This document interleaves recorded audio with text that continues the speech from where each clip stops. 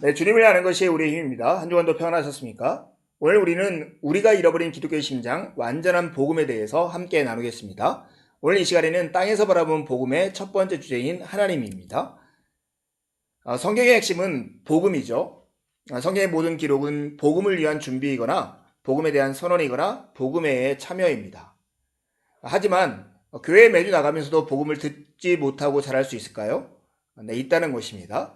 저자는 이 질문으로부터 이 책을 쓰기 시작했는데 이 책은 3부로 구성되어 있습니다. 1부에서는 땅에서 바라본 복음, 2부에서는 하늘에서 바라본 복음, 3부에서는 의미와 적용을 다루고 있습니다. 땅에서 바라본 복음의 첫 번째 주제는 하나님입니다. 여러분, 복음의 시작이 어디일까요? 그것은 하나님 자신이십니다. 하나님의 영광 앞에서 경외감으로 떨어본 사람만이 그리스도의 십자가에서 하나님이 하신 일을 경외감으로 바라볼 수 있습니다. 따라서 우리는 십자가를 논하기에 앞서 하나님이 어떤 분인지를 짚고 넘어가야 합니다. 우리는 하나님의 영광에 깊이 들어가면 들어갈수록 십자가 위에서 그리스도가 행하신 놀라운 일 안에 더욱 깊이 머물게 됩니다. 이 위대한 이야기, 즉 복음의 시작은 우리도 우리의 필요도 심지어 그 필요의 충족도 아닙니다. 복음의 시작은 하나님 자신이십니다. 로마서 11장 33절에서 36절을 통해서 우리는 하나님이 어떤 분이신지를 확인할 수 있습니다. 깊도다 하나님의 지혜와 지식의 풍성함이요 그의 판단은 헤아리지 못할 것이며 그의 길은 찾지 못할 것이로다. 누가 주의 마음을 알았느냐? 누가 그의 모사가 되었느냐? 누가 먼저 주께 드려서 갚으심을 받겠느냐? 이는 만물이 주에게서 나오고 주로 말미암고 주에게로 돌아갑니다. 그에게 영광이 세세에 있을지어다. 아멘. 우리는 이 말씀을 통해서 하나님이 어떤 분이신지를 네 가지로 구분해서 설명할 수 있는데요. 하나님의 초월적인 창조, 하나님의 주권적인 지식, 하나님의 완벽한 자기 충족성, 하나님의 영광스러운 자기 존중입니다. 한 가지씩 살펴볼까요? 깊도다 하나님의 지혜와 지식의 풍성함이요. 이 말 속에 하나님의 초월적 창조를 엿볼 수 있습니다. 하나님은 초월적인 창조를 행하신 분입니다. 하나님은 원하는 모든 것을 원하는 만큼 창조하시는 분입니다. 우리의 창조력에는 한계가 있습니다. 우리의 정신에는 경이로운 상상력이 담겨 있고 우리의 손에는 믿기 힘들 정도의 놀라운 기술력이 깃들어 있습니다. 하지만 우리는 원재료를 창조해내지는 못합니다. 우리는 창조하는 일에 능하지만 그 창조는 어디까지나 의존적입니다. 그러나 하나님은 그렇지 않습니다. 하나님은 자신이 원하는 모든 것을 원하는 만큼 창조하십니다. 하나님은 우리처럼 한계가 있는 분이 아니십니다. 인간 존재의 전 영역 중에 만물의 주권자이신 그리스도가 내 것이라고 주장하지 않을 곳은 단 한 뼘도 없다라고 아브라함 카이퍼가 얘기했는데 정말로 맞는 말입니다. 하나님은 초월적인 창조자이십니다. 그 하나님의 부요함을 비견할 만한 인간의 범주는 없습니다. 하나님을 제한하는 것은 아무것도 없는 것이죠. 하나님의 존재 자체가 초월적이기에 그분의 창조력 역시 초월적입니다. 존재하는 모든 것은 다 그분의 것입니다. 하나님의 부요함을 비견할 만한 인간의 범주는 없습니다.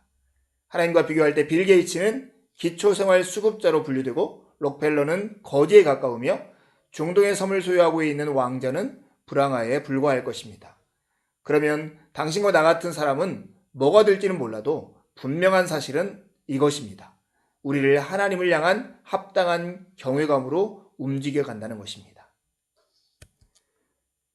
누가 주의 마음을 알았느냐? 누가 그의 모사가 되겠느냐? 이 말씀을 통해서 우리는 하나님에 대한 두 번째 사실을 알게 되는데 하나님은 주권적인 지식을 가지신 분입니다. 하나님은 모든 것을 아시는 분이시죠. 이 말은 단순해 보이지만 매우 중요한 사실이기 때문에 곱씹어 볼 필요가 있습니다. 하나님은 이 모든 것을 알기 위해 포스트잇이나 손바닥에 메모가 필요한 분이 아니십니다. 하나님은 모든 것을 붙드시고 모든 것을 보시고 모든 것을 아시는데 그 모든 것의 실체는 하나님이 원하시는 상태 그대로의 모습입니다. 그리고 이것은 하나님의 하나님 되심에 있어 아주 작은 일부분에 불과합니다. 이 사실을 통해서 우리는 우리의 고백이 줄곧 알 수 없습니다가 되어야 한다는 것을 확인할 수 있습니다. 측정할 수 없는 하나님의 하나님 되심에 대해 계산자나 설명도를 드릴 것이 아니라 두려움과 경외감으로 하나님을 예배해야 한다는 것입니다. 하나님의 주권적인 지식은 우리의 영역과 우리의 인지를 훌쩍 뛰어넘기에 우리 자신이 하나님의 내비게이션인 것처럼 아니면 하나님이 우리의 운전기사인 것처럼 행동하는 것은 단순히 어리석은 일이 아니라 죄악입니다. 로마서 11장 34절에 하나님은 우리로 하여금 두려움을 느끼게 합니다. 누가 주의 마음을 알겠느냐?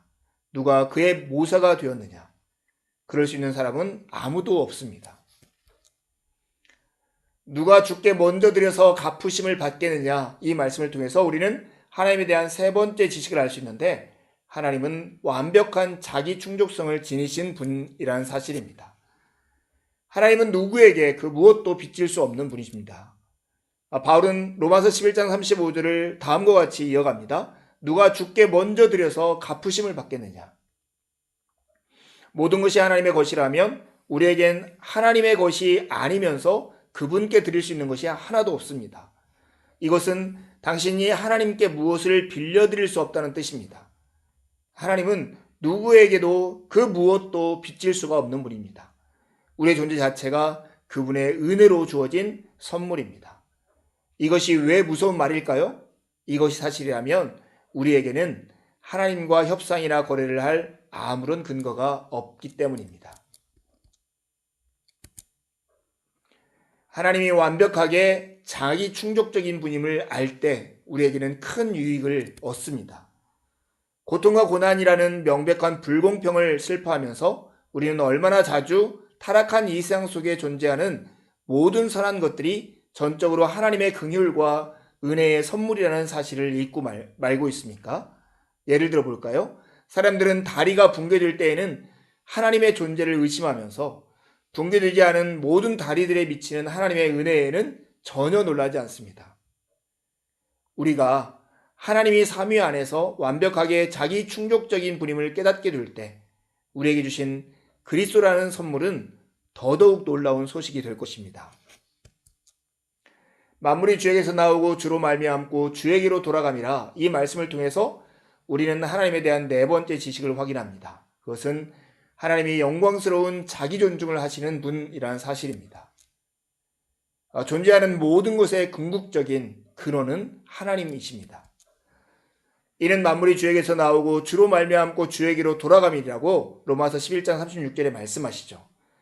이것은 현재 존재하는 모든 것은 물론 앞으로 존재할 모든 것의 궁극적인 근원이 다른 것이 아닌 하나님의 손으로만 귀속된다는 분명한 선포입니다. 우리는 하나님의 감정적 경험이 결핍된 부분을 채울 수 있는 연결고리로 창조되지 않았습니다. 그렇게 생각하는 것은 우주라는 퍼즐에서 가장 중요한 조각이 바로 우리라는 오해를 불러 일으킬 수 있습니다. 성경을 보는 부족한 방법이 있습니다. 그것은 성경을 단지 우리 일상을 위한 지침서 정도로 보는 것이죠. 성경은 우리의 실질적이고 일상적인 삶을 위한 지혜의 보고일까요? 물론입니다. 그렇다면 성경은 당신이 가지고 있는 모든 질문에 구체적으로 대답해 줄까요? 그럴 가능성은 거의 없습니다. 여기서 중요한 것은 우리의 실질적인 질문에 답하는 것이 성경의 요점이 아니라는 사실입니다. 그럼 요점이 무엇일까요? 만일 성경이 우리에 대한 책이 전혀 아니라면 무엇에 대한 책일까요? 이 질문에 대한 답이 성경을 보는 바른 방법이고 하나님의 영광스러운 자기 존중을 확인하는 방법입니다. 성경을 보는 더 나은 방법은 성경이 하나님에 대한 책이라는 것입니다. 더 나은 방법은 성경을 하나님에 대한 책으로 보는 것이에요. 허버트 로키어의 말을 조금 바꾸어 말하면 성경은 우리를 위한 책이지 우리에 대한 책이 아닙니다. 종교개혁자들이 오직 주님께 영광을 우선시한 데에는 분명한 이유가 있습니다. 바로 성경이 그것을 모든 산 꼭대기와 옥상에서 모든 계곡과 골목에 외치고 있는 것이기 때문입니다. 하나님의 영광은 반드시 성취되어야만 하는 하나님의 비전이자 하나님의 계획입니다. 이와 같은 하나님을 안 자들의 마땅한 반응이 뭘까요? 그것이 바로 예배입니다. 예배는 하나님을 즐거워하는 것입니다. 사람의 제일 드는 목적은 하나님을 영원롭게 하는 것입니다. 맞습니다. 그러나 거기에 덧붙여 하나님을 영원토록 즐거워하는 것이기도 합니다. 이 즐거움이 바로 예배입니다. 예배는 우리가 어떤 대상에 궁극적인 가치를 부여하는 것입니다. 이 궁극적인 가치가 온 우주에서 오로지 한 분이시며 참되신 삼위일체 하나님이 아닌 다른 사람이나 다른 무엇이 된다면 그것은 우상숭배입니다. 기독교 예배의 뿌리는 하나님의 영광을 인정하고 그것에 복종하고 그것을 즐거워하는 것입니다. 하지만 예배는 생각보다 더 광범위하고 포괄적인 것입니다. 예배는 일주일에 한두 번 교회에 와서 드리는 찬양보다 더 광범위하고 포괄적입니다. 예배는 하나님의 영광에 사로잡혀 열정을 느끼는 사람들이 살아가는 삶의 방식입니다. 하나님과 하나님께 드리는 예배를 이러한 방식으로 이해하지 못한다면 모든 것이 피상적으로 될 것입니다. 식사나 성, 결혼, 자녀, 직장, 예술, 문학이 사소하고 하찮은 일이 될 것입니다. 하지만 이 모든 것의 원천을 이해하는 순간 우리에게는 갑자기 영원한 기쁨이 주어집니다. 왜냐하면 우리가 아는 모든 것이 영원하신 하나님의 무한한 영광 안에서 이해되고 경험되기 때문입니다. 인간은 무언가를 예배하고 싶어하는 본능이 있습니다. 인간을 탐구해 보는 것만으로도 우리 인간이 무엇인가를 예배하도록 지음받았다는 사실에 별다른 이의를 제기하지 않을 것입니다. 그리고 우리의 예배가 얄팍하고 공허한 곳에서 그친다는 사실에도 별다른 이의를 품지 않을 것입니다. 우리는 무언가를 예배하고 싶어 합니다. 예배는 우리의 선천적인 반응입니다. 하나님이 우리를 예배하도록 지으셨기 때문에 그렇습니다. 그러나 그러한 지으심에 문제가 생겨버렸습니다. 이것이 다음 과의 질문과 답입니다. 두 가지 질문하고 마치려 합니다. 로마 11장 33절에 36절에 보여주는 하나님에 대한 네 가지 사실은 무엇입니까? 두 번째 질문입니다. 하나님에 대해 여러분이 얼마나 알고 있습니까? 10점 만점에 몇 점이라고 여러분 점수를 주시겠어요? 부족하다면 더욱 알아가기 위해서 어떻게 해 보시겠습니다. 한 주간도 주님의 은혜를 의지해 살고 복된 주일에 함께 만나 기쁨으로 하나님을 예배하시죠. 감사합니다.